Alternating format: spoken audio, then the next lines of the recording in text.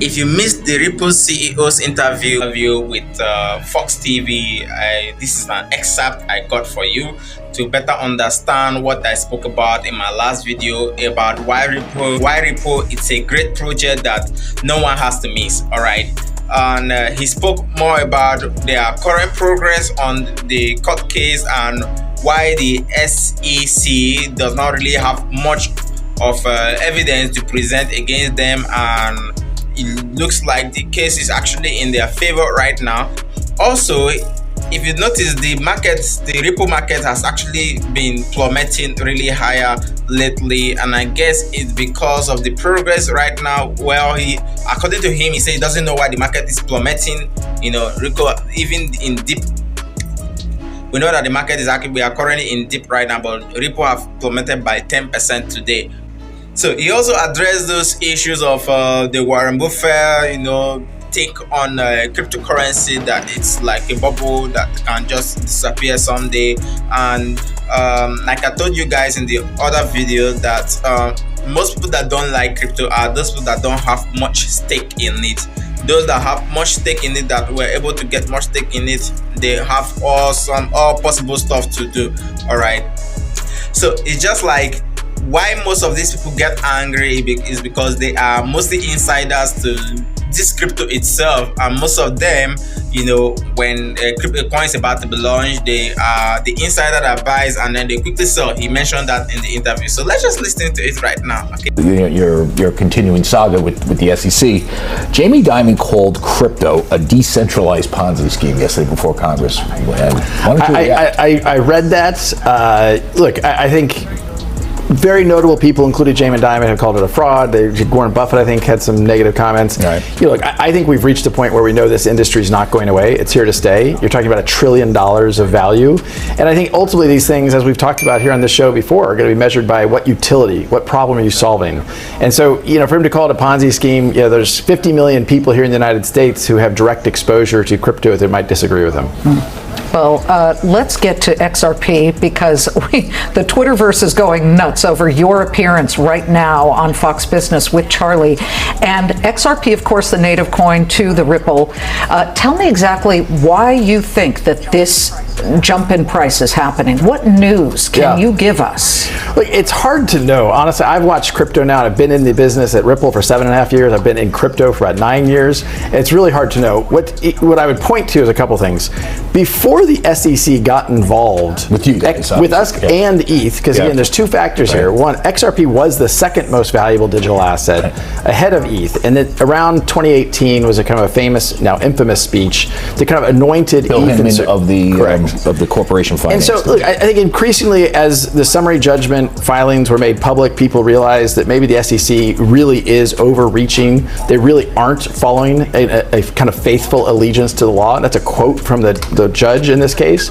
And so I think people are realizing that, the judge said that it might be, they might not be, right? No, but the judge said is, one, the SEC is being hypocritical. And two, they said that they were not following a faithful allegiance to the law in pursuit of an outcome. And I think that's what we have here. The SEC, I think, has kind of lost its way. I said yesterday on stage, I think it's cuckoo for Cocoa Puffs. I was going to ask you that. I mean, I just think we have to remember the SEC gets its power from statutes passed by Congress. Congress gives the SEC power. The SEC can't just take power. What the power says today, the 1933 Securities Act, said that you have to have an investment contract. So as you'll see in our motion for summary judgment, the first step of determining could XRP be a security is you have to have an investment contract. And our point is, Ripple doesn't have a contract. With whom is the contract? It's not a written contract, it's not an oral contract, it's not an implicit contract. So where we are right now in the case? So the summaries for the motions for summary judgment were just filed last week. They were made public on Saturday, which I'll mention very briefly. We had agreed with the judge and with the SEC to release those on Monday. They jumped the gun. And it's just this constant, I think, disrespect to the court process, which we've seen time and time again. The judge in this case has ruled 5 different times that the notes associated with that infamous speech we're talking about should be turned over to Ripple. And we still don't have them. We still don't have them. So the case, she's going to make a decision on whether it goes to trial trial or not, or whether she'll just rule from the bench, right? So yeah, I think we expect that there won't be a trial, because trials and juries are really to determine if there's uncertainty about facts. Right. The facts here really aren't very much disputed. The law is in dispute. You think she's going to? We think she has the information to make a ruling, and we think it's very clear that the SEC is grossly overreaching their authority. Before we go, what is your relationship with this gentleman, Ryan? What's his name? Ms. 𝗦𝗫𝗓𝗏. What is this? No, he calls me Garlic House. I call him 𝗦𝗫𝗓. His name's Ryan 𝗦𝗫𝗓. He's a very smart guy. He runs what? He runs 𝗦𝗫𝗓𝗏, which is a crypto information service. Exactly. He hosts right now in By the New way, York this City. is you dunking him. Well, I cheated. The dunk tank, it turns out, is hard. Yeah. Liz is gonna laugh at me now. Well, it worked. It did work. Now you guys have a love-hate thing going, right? More hate? Look, as we have talked about, people's persona on Twitter can be quite different than their persona in person. Right. And I think he's run a great conference, and he's part of the kind of conversation of how to bring crypto into the future. But he's said some stuff on Twitter. So he's kind of a jerk on Twitter. That would be an understatement. Oh, really? You could go read. I mean, well, I don't know. What do you call you? I'm not. Safe space. Charlie knows from jerks on Twitter. By the way, I get trolled on Twitter a lot. And there was one guy, I don't want to say his name, we went back and forth on Twitter a lot. Now we're very close. We talk every day. I like maybe Ryan 𝗦𝗫𝗓𝗏 and I have a bromance budding. We'll see. Dinner, maybe? Yeah. Charlie, the United Nations is on the phone. They want you to solve the Middle East crisis. Okay, yes, I'm there. Thank you very much. Brad, please keep us posted on the case. Thank you very much. Thanks for having Brad Garlinghouse of... Now, when I talked about something about insiders, those insiders makes money. It's the retail traders that suffer, not the insiders, not the ways and the retail traders that suffer. So just listen to this and see for yourself, right? Do you think that VCs overlook the Cardano ecosystem? Some do, some don't. It just depends on the location. Is it a family office? Is it? Certainly A16Z and others are like Cardano. But the problem is that we didn't. Why do you think that is? Because we didn't have any Ponzonomics for them. I mean, let's be honest here. The vast majority of VCs, let's just be honest, the way they approach it is liquidity. So they say, when is the token coming out? Where's the marketplace for the token going to be? Do I get an early distribution? How do I exit that early distribution when the retail people come in?